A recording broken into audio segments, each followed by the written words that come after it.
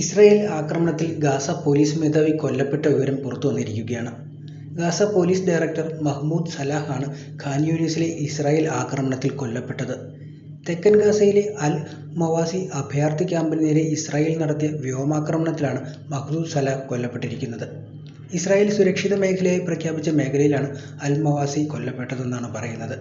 കഴിഞ്ഞ ദിവസം അഭയാർത്ഥി ക്യാമ്പിന് നേരെ നടന്ന വ്യോമാക്രമണത്തിൽ 10 പേർ കൊല്ലപ്പെടുകയും 15 പേർക്ക് പരിക്കേൽക്കുകയും ചെയ്തതായി ഗാസയിലെ ആരോഗ്യ പ്രവർത്തകരെ ഉദ്ധരിച്ചുകൊണ്ടുള്ള വാർത്തകൾ പുറത്തുവന്നിരുന്നു. മരിച്ചവരിൽ കൂടുതലും കുട്ടികളും സ്ത്രീകളുമാണ്. തെക്കൻ ഗാസയിലെ ഹമാസിന്റെ പോലീസ് തലവനായിരുന്നു അദ്ദേഹം. അദ്ദേഹത്തിന്റെ മരണം ഇസ്രായേൽ സേന സ്ഥിരീകരിച്ചിട്ടുണ്ട്. പോലീസ് മേധാവിയുടെ സഹായിയായ ഹുസാം മുസ്തഫ ഷവാസും ആക്രമണത്തിൽ കൊല്ലപ്പെട്ടതായി റിപ്പോർട്ടുകളുണ്ട്. ഖാൻ യൂനിസിന്റെ ഹ്യൂമാനിറ്റേറിയൻ സോണിൽ സാധാരണക്കാർക്കിടയിൽ ഷവദാൻ ഒളിച്ചിരിക്കുന്നതായിരുന്നു IDF നൽകുന്ന വിശദീകരണം. എന്നാൽ ഗാസയിലെ അതിശൈത്യത്തിൽ കൊല്ലപ്പെട്ട കുട്ടികളുടെ എണ്ണം ഇപ്പോൾ 8 ഉയർന്നിട്ടുണ്ട്. ഇതിന് പിന്നാലെയാണ് ഇസ്രായേലിന്റെ കടുത്ത ആക്രമണം ഉണ്ടായിരിക്കുന്നത്. ഈ ആക്രമണത്തോടുകൂടി ഗാസയിൽ ഇനി ഹമാസ് എങ്ങനെ പ്രതികരിക്കുന്നു എന്നും കണ്ടറിയേണ്ടിയിരിക്കുന്നു.